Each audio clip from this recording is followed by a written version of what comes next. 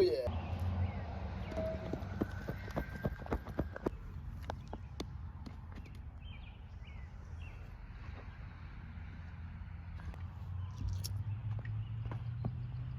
The pitcher overthrew the first baseman, so now the runner has to run to second base. Go. Yeah, just run.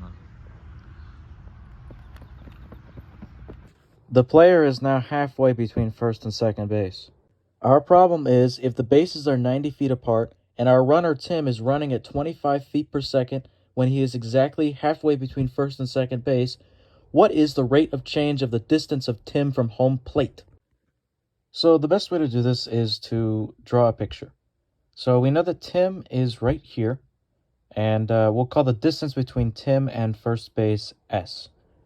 If the distance between first base and second base is 90 feet, then if Tim is halfway between first base and second base, then S would be 45 feet. We know that the distance between home plate and first base is 90 feet. So now we have to figure out what's the distance between Tim and home plate. Now you'll notice that the angle between the path of home plate to first base is at a right angle to the path between first base and second base. This means that we can use our old friend the Pythagorean theorem. We'll call the distance between Tim and home plate r. So now we know that one side is 45, the other is 90, and our hypotenuse is r. Now we can set up an equation.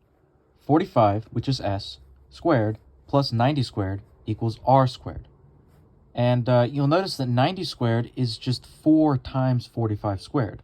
So r squared is equal to 5 times 45 squared.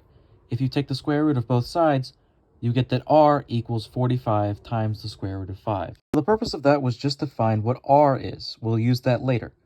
Now let's set up the equation again, only using the variables s and r this time. We already know that the distance between home plate and first base is 90 feet.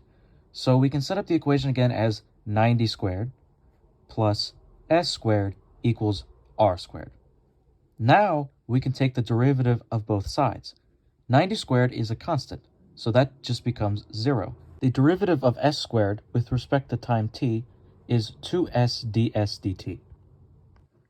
The derivative of r squared on the other side with respect to time t is 2r dr dt. Now let's plug in what we know.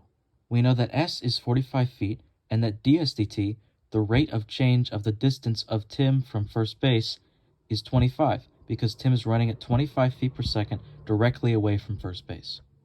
As we showed earlier, we know that r is 45 times the square root of 5. The only thing we don't know is dr dt. So if we solve for dr dt, we find that dr dt is 25 over the square root of 5, or approximately 11.180 feet per second. This is the rate of change of the distance of Tim from home plate when he is exactly halfway between first base and second base.